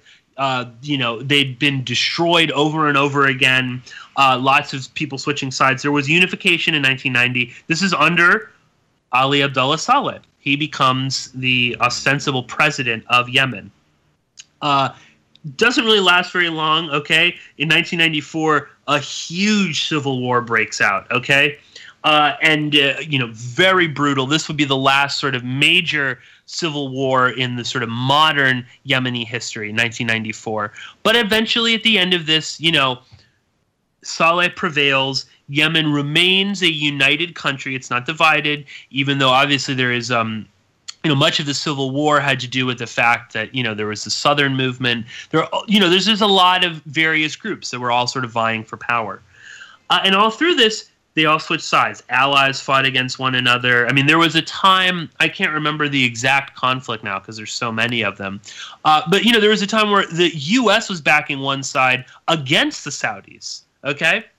So again, strange bedfellows all around. And Saleh is very famous. There's a very famous quote by Saleh where he talks about, ruling Yemen is like dancing on the head of a snake. In that there's so many factions. And Saleh was definitely a master of playing everyone off of one another, of making alliances with people, breaking alliances, making new ones. I mean, this is a man, he was in power for 3 decades, or maybe a little bit more than 3 decades, again, ousted in 2011, 2012, and then makes a deal with his former enemies. Okay, almost retakes the entire country, and then betrays them for the Saudis. But if we jump again, as we said, we jump all the way to 2015 with the current civil war. We saw Saleh aligning himself with the Houthis, or Ansar Allah, which is the name that they go by, as well in Yemen. And obviously this was because the Houthis are the most powerful force. And quick bit of background information, as I said, the Houthis are portrayed as being a Shia group, and that is true. They are Zadi, which is a sect of Shiaism. Okay, so they're not even, again, this is already too complicated to, for a news bite. But, the important to remember that under Hussein al-Houthi, okay, who was one of the, the leaders, he was the leader, he's now immortalized, he was killed by the Yemeni government. But under Hussein al-Houthi, the Houthis as a movement became a revolutionary movement, mostly based around this sort of anti-imperialist, anti-Zionist rhetoric and political ideology. So you will see, these famous Houthi signs are all over Yemen, where it's like death to America, death to Israel, death to the Jews, something. I think it's something along those lines. I mean, you get the idea. But they were this sort of, they did become a kind of like a revolutionary movement. And they were at one point, very much about getting rid of the corruption. That's why they were opposed to Saleh, they were opposed to the Saudis, they were opposed to all of these different groups. And they did have a revolutionary political ideology. And for instance, I mean, they, you know, in the early days, back in like 2014, 15, when this is all happening, I mean, they when Houthi fled, I mean, the Houthis were handing out food, particularly in South Yemen, which had basically been Saleh and Houthi then basically let Al-Qaeda, you know, and Al-Qaeda in the Arabian Peninsula, AP, basically let them have South Yemen. They could do whatever they wanted. The Houthis, in part, were one of the sort of pacifying forces in South Yemen. They did go there. They set up checkpoints. There were lots of roads and highways that were just, you know, you were guaranteed to be kidnapped or murdered, you know, extorted for money or something. The Houthis did set up checkpoints. They made it safe for people to travel around there. They were able to, you know, push Al-Qaeda and related groups out of strongholds in the south. And they did, you know, there was more or less calm and order in, you know, places like in Sana'a and Aden. Those are the two major cities in Yemen. Now, and you know, Saleh obviously saw this and understood this, and put aside his you know, differences. He had fought the Houthis for decades. I think it was 2009 was the last major offensive against the Houthis, and I mean, that was totally, you know, Saleh. That was his, you know, he was intimately involved in that and got a lot of aid from the Saudis. You know, the Houthis themselves are from a town or region called Sada, which is right up in the north. It's right on the border with Saudi Arabia. So the Saudis have always been very tenuous, or, you know, suspicious. They don't like the Houthis. Again, they're Shia. They have this revolutionary fervor to them, which Saudi Arabia doesn't like. They're opposed to American imperialism. They don't like the Saudis. They don't like U.S. foreign policy. They're opposed to Israel. You know, all these sort of things that, of course, Saudi Arabia doesn't really want. You know, they see them much in the same way they see like a Hezbollah group. Especially, too, that the Houthis are political, too. That they, when they took over, they were able to fill positions in the government, and they were able to stop certain, you know, corrupt practices and things like that from happening.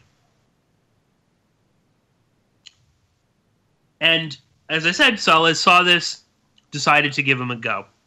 That relationship has always been very tenuous, so.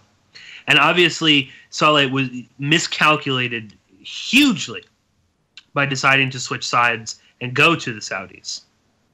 Now, some of this does stem from the Saudis going after, from the Houthis going after various Saleh loyalists. Saleh was also, back in 2011, 12? No, yeah, 12. There was a huge bombing at a compound where Saleh was. It was in a mosque that Saleh and some of his military commanders and family were praying at the time. People will remember this was like the big thing that sort of brought about the sort of end of his rule. He got like 40% of his body was burned. You know, he still had those scars, and apparently he had never really quite recovered from that. And most recently, and I'll link up, there's some good articles on the Moon of Alabama blog talking about this. But supposedly the Russians, who are the only foreign country, to my knowledge, that still have an embassy in Yemen, they had been sort of quietly in the background trying to negotiate and you know, work with all sides in the conflict. They had apparently gotten permission from the Saudis, who control the airspace in Yemen, to send in some surgeons and doctors because Saleh was very, very ill. He had some complications. He needed to have an emergency surgery done. And it's believed that this stems back from this assassination attempt. And the rumor is that they actually did it in the Russian embassy. And while that was happening, Saleh was also sort of negotiating, possibly maybe through the Russians as an intermediary, with various members of the Saudi royal family. And most likely, this was probably with Mohammed bin Salman, although apparently they did not like each other at all. And this is Again, this is sort of, inside baseball with, Arab politics. But the sort of rumor is, I think it was one of Saleh's sons was got into a screaming match or something with Mohammed bin Salman, and it almost came to physical blows. So they've not loved each other. But the Saudis have basically they've been playing all their cards. We'll get to that in a minute. But anyway, they have this surgery, and during that, the Houthis begin kind of rounding up more Saleh loyalists and whatnot. And I guess basically, I don't know. I mean, I think Saleh definitely saw the Saudis as his way out. Maybe he thought he could win with them. At the same time, I think he saw the Houthis were beginning to maybe not see him as quite so necessary. And anyway, Saleh continues to negotiate with Saudi Arabia. Eventually, Saleh changes sides, and we're where we arrive right now. Saleh is dead. His oldest son and his likely successor, Ahmad Saleh, has been arrested. His other son, Khalid, was reportedly injured in the attack in Sana'a and was also captured. The Houthis have, basically declared themselves the de facto leaders of Yemen. There is a massive famine already happening, and everyone keeps saying it's about to happen. The famine is already happening in Yemen, but it's only going to get worse. More than half the country doesn't have access to clean water. Cholera and typhoid are beginning to pop up in massive numbers in Yemen. There's no food. There is nothing. The situation is only going to get worse from now on. And, this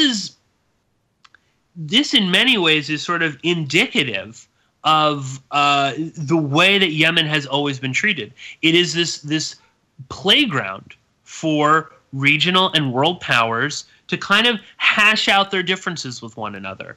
And we see this most apparent right now in Yemen, where the perception, again, is Iran and Saudi Arabia. But, in total disregard for what's actually the people of Yemen and the larger implications of all of this as well. But we'll get to that in a moment, because, I know I'm kind of jumping all over the place. But I hope that you appreciate how much there is to talk about with Yemen. I mean, there's so many factions. There's so much, happening. There's a lot of moving parts here as well. But we're here, right? We're where we are right now. Saleh's dead. The Houthis are around. So what's happening here? A couple major takeaways. One, Saudi Arabia, and specifically this moron Mohammed bin Salman, are not as powerful as Thomas Friedman and others would have us think. Okay, and the killing of Saleh proves this. With all the military might of Saudi Arabia, with all the U.S. backing, British backing, the world, thinkers and whatnot, spouting all this nonsense about how wonderful they are, they can't win. Okay, they cannot beat a ragtag group of rebel Houthis. All right, so this again proves that Saudi Arabia is not as powerful as it thinks it is, or as many people out there think it is. The situation, as I said, is only going to get worse. I mean, that's an obvious takeaway. But again, the Saudis and the U.S. can now use this as justification to go after Iran and further destroy Yemen. And, this was something JP and I talked about in the first hour. But as we see the waning influence of the U.S. and definitely in Saudi Arabia, I mean, their influence is just plummeting.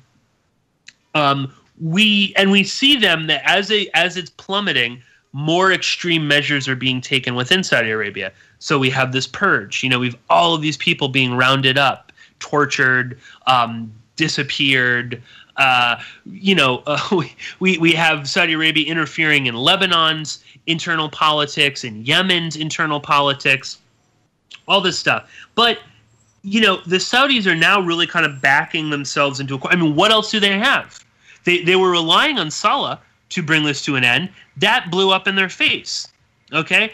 I don't think Mohammed bin Salman is the type of person who's going to decide, oh, you know what? Forget it. I was wrong. Let's just call it a truce, guys. All right, let's kiss and make up and forget this all happened. No. He's a spoiled, inbred, idiotic prince who doesn't really have any sense of the real world or how things work. Okay, but he's spent his entire life having his ass kissed by everyone around him and being told he's so brilliant. Just like Trump, he's so brilliant. He's so smart. He knows. And as Thomas Friedman kept saying at the recent Middle East conference, Saban Center, he's got balls. This is what makes Mohammed bin Salman real awesome. He's got balls. He's not going to back down. He has to go. He has to double down on Yemen. This is his only course of action at this point. He doesn't want to look weak at home or around the world. He really, in my mind, he has no other option but to double down and really just, I assume, bomb the hell out of Yemen and maybe send in more ground forces or more ground forces than they already have there. And perhaps get more of a blessing from the U.S. And of course, the U.S. obviously has no problem with this. I don't even think they really, I didn't see anything from the State Department or White House officials, even talking about Saleh being killed. It's like it's not happening. If it's not on Twitter, it doesn't matter. And I think in a lot of ways, the Houthis might have shot themselves in the foot here, because now what can they do? The Saudis are not going to back down. The Houthis have, they've killed a huge military rival of theirs. But I mean, what's their next step? They've got to take out all these other Saleh loyalists. They've got to deal with that. Increasingly, I think the Houthis are losing some of the political ground that they had gained because of the war. Okay, now this brings us, kind of to the larger picture that's at play here, and that is that this is a Cold War between Saudi Arabia and Iran, and this is, of course, a very beneficial tool for the sort of evil empire of the West, predominantly, because they're the ones really pushing this. But it's a wonderful tool for them. And of course, we see many people that are supposed to be opposed to Western imperialism that are also using this perceived connection between Iran and the Houthis as justification. And I'll explain what I mean there. So, first and foremost, there's a lot of propaganda going on there about Iranian and North Korean arms that are floating around in Yemen. Here's a major issue with this. There's a massive Saudi blockade. Where are these arms coming from? Okay.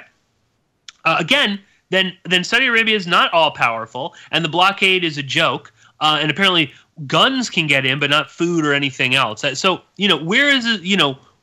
What is happening with this blockade? Second thing is, Yemen has been awash with arms for decades, okay? Maybe even centuries, all right? As I stated before, I mean, this is a country, a region that has seen almost continuous violence, okay? I mean, I was only talking about, like in the 60s, okay? But I mean, you can go all the way back to the Ottomans, and even before that, it was always a land that people fought over. Okay, especially in modern times. Okay, so for instance, you hear a lot of these reports of North Korean missiles and things like that. Well, a lot of those were bought legitimately, legally by Saleh and other people, all right? And they had been in Yemen for years and years and years, and a lot of them were, tinkered with by various different factions and stuff in Yemen. Okay, but that's not like proof that North Korea is like shipping in arms. Again, with the Saudi blockade, how are they doing that?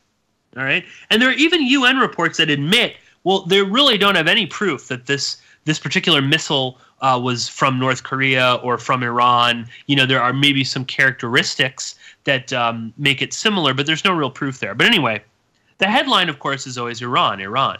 They are this evil force. They are supporting the Houthis. They're doing all these horrible things. Of course, it almost doesn't even matter who the Houthis are. Nobody knows that they're not really just Shia, they're Zaidi. Okay? Nobody knows where the Houthis are from in North Yemen, in Sada. Nobody knows that the Houthis actually have a revolutionary political agenda. They're not this sort of crazy jihadi group or some sort of wild Iranian proxy.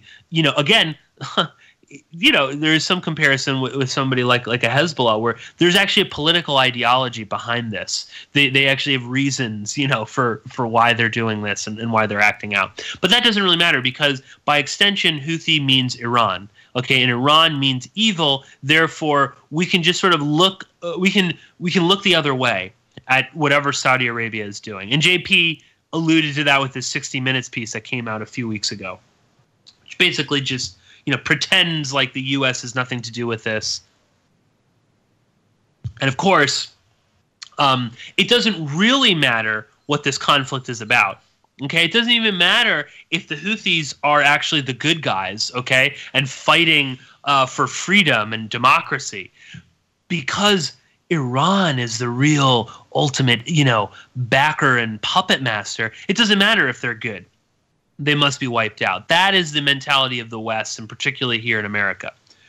A quick note, there is not a ton of evidence directly linking Iran to the Houthis. Have they supported them in the past? Probably. I'm sure on some level they have. They are a Shia political group. Okay, they are opposed to Israel and the West and Saudi Arabia, they do espouse a lot of the stuff that Iran finds desirable in other groups and countries and stuff that they back or use as proxies. But a very important thing here is, the Houthis are like almost everybody in Yemen, are fiercely independent. Okay, the Houthis are not going to take orders from somebody. Like most of the groups, like the Southern Movement that wants to secede from unified Yemen, the Houthis, lots of other groups. They're fiercely independent. They want to maintain their own independence, and of course, they don't want to be beholden to anybody. And that's evidenced by how many times Saleh and other people, they had to switch sides with everybody because everybody is vying for power. So the idea that the Houthis would be doing all of this, that the Iranians are pulling the strings, is just nonsense. Again, it's just another way of viewing Yemen as this simplistic, stupid, backwards country.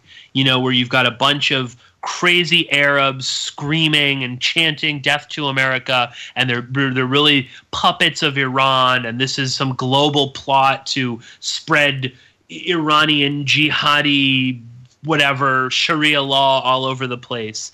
That's this simplistic Orientalist, racist sort of ideology that permeates mostly in the West and here in America. But that sort of disregards the rich history of the Houthis as a revolutionary political movement. And I'm not saying I like them or I'm defending them. I'm just saying there's more to them than their Iranian proxies. Okay. The other thing is Iran is quite busy, okay, in Syria and in Lebanon. Okay. I don't, and listen, you can, if you go to Long War Journal or especially, they're constantly posting pictures of what's his Soleimani, I think, head of the IRGC. He's always popping up in Syria and on the front lines in these fights and things like that. Why is there nothing like that in Yemen? Okay, we don't see these reports of Iranian special forces or Iranian spies and stuff like that, IRGC members in Yemen. That's not really happening. Whereas it definitely in Syria, okay, and in Lebanon. And I think that's because that's where they're really concerned. I think that, again, there might be some minor support going there. I'm sure they've given them money. I don't really think they need to give them arms because there's already so many arms in Yemen. You know, I mean, it's almost like overkill. And I think on some level, Iran kind of gives them the ideological support, you know. And of course, you know, let's also, you know, kind of play devil's advocate here. Yeah, I mean, would Iran like to see the Houthis win? Yes, I'm sure. Okay, because that would be, you know, a thorn in the side of Saudi Arabia. And you're kidding yourself if you think that Saudi Arabia and Iran are not vying for power. They are vying for power. Okay, there is a it's not even Cold War. I would say it's a pretty hot war between the two of them. So on some level, it does make sense that they are using the situation in Yemen, you know, as a battleground between the two of them. But again, the relationship between the Houthis and Iran is a lot more thin, okay? But it's a great soundbite, and it's a great way of simplifying what is an extremely complex situation in Yemen. And again, too, like, are we meant to believe that Saleh, okay, was working with the Iranians, okay, and then instantly the Saudis were like, oh, you come back to us anytime, you know? I mean, honestly, you know, you don't have to be a geopolitical expert, but I mean, at some point you have to be like, I mean, do allegiances mean anything to these people? So, you know, you got to think a little bit critically there. But, so, you know, one of my big kind of major problems with the way that this is being portrayed, you know, again, this Iranian Saudi Arabia thing, is that is also being used by a lot of people, and, you know, mostly on the left, who have embraced this sort of ideology where, because certain movements or world leaders are standing up against Western imperialism, that means that they are therefore benevolent gods, okay, who are incapable of doing any wrong. And even if they do wrong, it's okay because it's justified because they are going up against the evil empire. And I've seen, you know, you see that with Syria, where, again, Assad is an angel, apparently. And you see a lot of, and I'm not going to name names or anything like that, but, you know, it's a lot of prominent people on the left in the alternative media who seem to embrace, and it's not just Syria and Assad, it's Putin in Russia, it's Kim Jong-un in North Korea, and it's the Houthis in Yemen as these, you know, forces for good. And I understand the knee-jerk reaction to that, and I'm not saying that it's, you know, we shouldn't defend some of these people at times. You know, again, I don't think, you know, I'm not saying I love Kim Jong-un, but I don't necessarily think that he's hell-bent on destroying the Korean peninsula, and I don't think that we should carpet bomb, you know, his palace in all of North Korea. But that doesn't mean that you need to, you know, you can be opposed to Western sanctions and aggression against North Korea without rattling off how wonderful Kim Jong-un is, as if he's you know, some you know, he's like the Martin Luther King, you know, or like the you know, the Nasser of Korea. That's don't kid yourself, okay? You know, that's just silly. And I see that a bit with the Yemen conflict, and I think that's one of the things that I'm actually quite concerned about. In you know, on one side, obviously, I think Saudi Arabia is going to up the ante with what's going on there. They have to, okay? But we're also seeing the Houthis becoming, I would say, a little bit more unhinged. You know, the blockade is definitely hurting the people of Yemen, okay? But don't kid yourself. This is a war, okay? And all sides do horrible things. Do you think the Houthis are really innocent of everything? Do you think that the Houthis may not even be involved in exacerbating aspects of the blockade because it helps them politically? All right. And of course, while you see these horrific images of children and adults starving to death, okay, the sort of hollowed out eyes and they're dying, okay, they're going to die. You know what I'm talking about, these people that are starving to death. The Houthis all have food, and I'm not saying that it's some big conspiracy or something like that, but don't pretend as if this is all okay. It's a war. All sides are doing horrific things. That's how you conduct a war. And I fear that as we've become such a politically charged society, more and more, where there is an ultimate good and an ultimate evil, and we must combat it at all costs, that people are, I'm seeing it more and more, embracing a side in this conflict without thinking about the fact that, well, you're picking a side in a war. What happened to being opposed to war? What happened to thinking that the destruction of Yemen is one of the great tragedies that we're seeing in our lifetime right now, and saying we should stop all of this? What happened to a political solution to the war in Yemen? It doesn't exist. There's nothing. There's not even the sort of vague rhetoric of it. I mean, the political negotiations in Syria, that's a joke, but they still happen at least. Okay, people still pretend as if that's going to mean something, and maybe it will mean something, further on down the line when Assad completely, wins that war. But again, Assad winning the war doesn't mean he's a hero. Stop glorifying these people and groups because they're quote unquote opposed to the Western imperialism and these ideologies. So I know I've said this before, but I see that beginning to really kind of take form more and more with Yemen. And it's one of those odd things, because you'll hear from a lot of people, well, there is no, they will say that, the Iranians are good, because they're supporting Assad. Okay, well, fine. But they'll say, well, the Iranians aren't really supporting the Houthis. That's a Western myth. That's Western propaganda. But the Houthis are good because they're fighting the Saudis. So, again, it's just sort of like, well, then none of this is all meaningless. It doesn't matter. The Iranians could be behind it. You actually don't really care, because this is, again, this has become a game for you almost.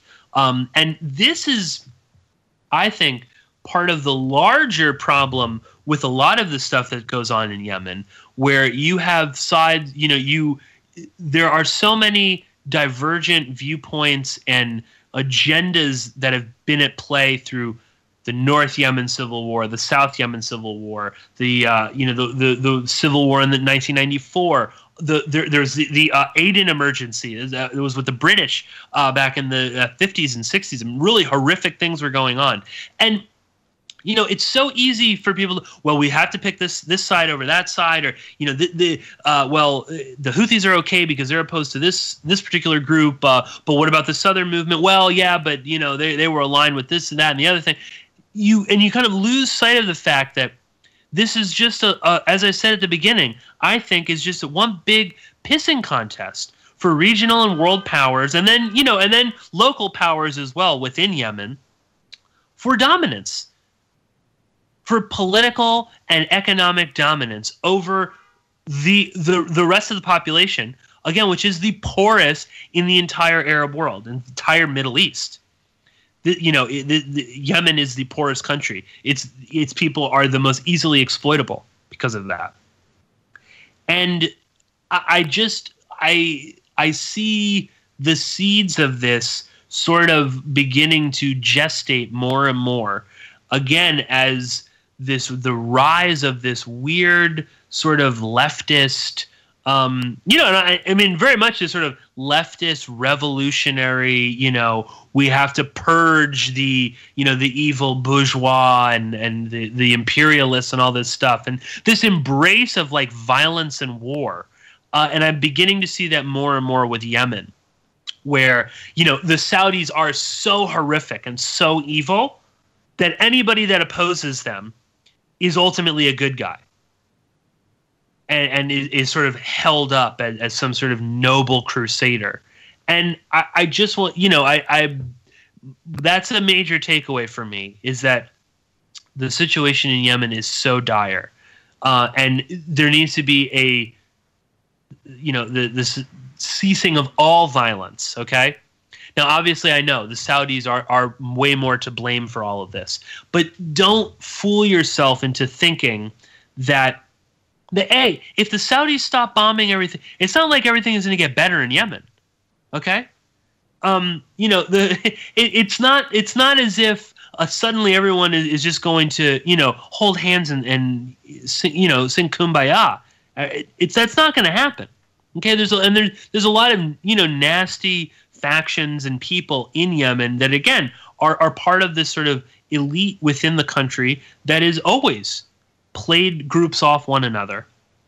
And I don't know. I don't know. I'm rambling on. I'm getting maybe a little too emotional on all of this. But I guess I just and I hope you've gained something or some understanding of the complexities of Yemen and stuff. But just to warn people out there to put these things in perspective, and to not kind of fall prey to the very Western propaganda that they love to spread. That's what I find so fascinating. The West and Saudi Arabia loves to spread this idea that it's a Cold War between Saudi Arabia and Iran. And in an attempt to dismiss that, it just becomes a Cold War between Western Saudi aggression and anybody that opposes it. So again, ultimately, we're back to you're either in Team A or Team B. Okay, red or blue, pick a side. Okay, and whatever your side does is fine and justified because this is a war against the great omnipotent force. And again, Saudi Arabia is not winning. Okay, I mean they look that Syria is not turning out the way the Saudis wanted it to. Yemen is not turning out the way even turning it into one giant graveyard. Okay, they still haven't won. And nobody is going to win, even if the Saudis quote unquote won, that's not going to win what, this is again just is a stopgap on the disintegrating power and mental fortitude of Mohammed bin Salman, and that's all over the place. Even Hariri is back in Lebanon. Anyway, I'm getting way off topic. I'm getting to all sorts of different things. But anyway, maybe we'll just leave it there when it comes to Yemen. I'll definitely be returning to this because I think it is such an important topic, both because it's a very underreported area. It's not understood very well. And I'm, like I said, I don't even understand Yemen all that well. I'm just sort of parsing this together myself. But it is, like I said, it's always been a playground for these countries. It's always been a Cold War hotspot. So there is that in and of itself is important. We should always take note of what's going on in Yemen. Not to mention that who knows. With this sort of this weird, resurgence of Al Qaeda. Again, Al Qaeda is working with Iran. Bin Laden was in full command. Maybe Al Qaeda is not really defeated. Well, where was Al Qaeda very prominent? In Yemen. Okay, remember Anwar al-Awlaki? Remember the USS Cole? That was in Yemen under Saleh. So Yemen is a very important player also in the global war on terror and all these things. So I hope that people have a greater respect and, of course, a greater, solidarity with the average people of Yemen who are suffering and dying. So with that very depressing note, I will leave you. Next week, I'm going to have Pat McKenna and F. Lee Bailey. Huge episode all about OJ, so definitely tune in for that. But until then, I'll be talking to you very soon.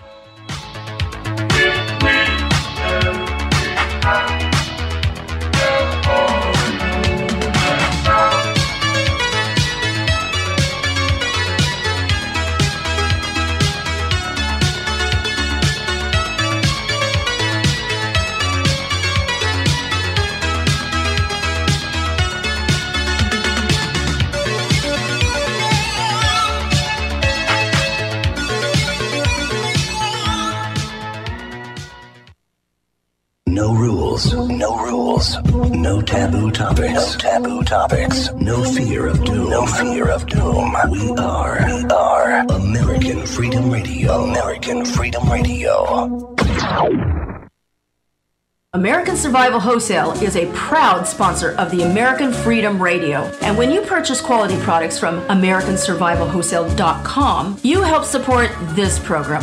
Our quality non-GMO foods do not contain MSG, high fructose corn syrup, or heavy metals. At American Survival Wholesale, you can choose from over 8,000 quality products, including self-defense weapons, bug-out bags, and long-term storable food at wholesale prices. We also have custom food packs available, including gluten-free, dairy-free, and vegetarian packs. If we don't have it, you don't need it. American Survival Wholesale is a veteran-owned and operated company which also supports our veterans in need, and we are very active in disaster relief.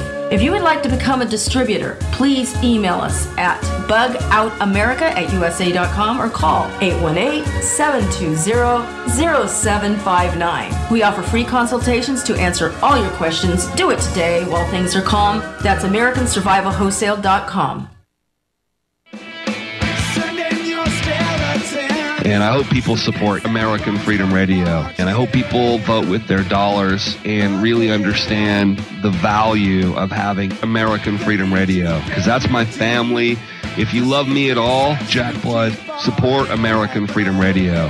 Like, my family has literally disowned me in American Freedom Radio. Danny and Don and those guys, those are my actual family.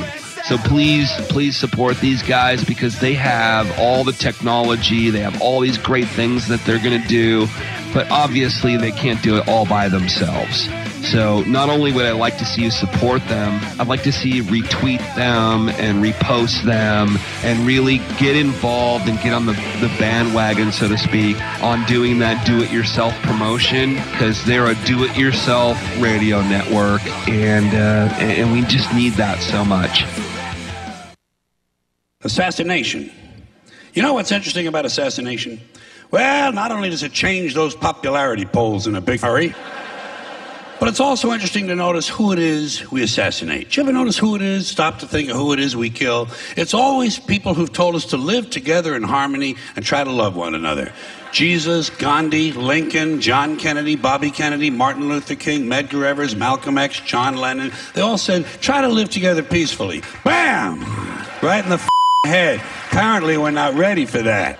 Yeah, that's difficult behavior for us. We're too busy sitting around trying to think up ways to kill each other. Here's one we came up with. It's efficient, too. Genocide, you know? Killing large numbers of people simply because they don't look like you, they don't talk like you, and they don't have the same kind of hats you do. You ever notice that anytime you see two groups of people who really hate each other, chances are good they're wearing different kind of hats. Keep an eye on that, it might be important. You're listening to AmericanFreedomRadio.com, the network who perseveres in delivering intelligent debate, constructive dialogue with true independence. The freedom to broadcast the truth is not free at all. So what is American Freedom Radio worth to you? The empowering information with fun, honest and pure integrity behind it provides an example to follow, friendships to flourish, with the moral altruism that pulls no punches. The hosts sacrifice and show remarkable discipline in their duty to deliver quality radio in service to the community with strength, wisdom and loyalty. The founders of AFR wish to thank you personally for sharing your views and insights to make the best radio and alternative media. Now it's time for you to give something back and play a vital role in the future of America. Be as generous with us as we've been with you. Click on the donate banner at AmericanFreedomRadio.com or volunteer by emailing AmericanFreedomRadio@ymail.com. Vaccine, psychotropic drugs and artillery batteries not included. Launch sequence initiated. We're now in the approach phase. Everything looking good. Control is good. 5, rocket copy.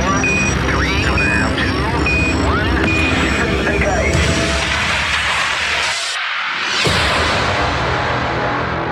Prepare your mind to experience American Freedom Radio.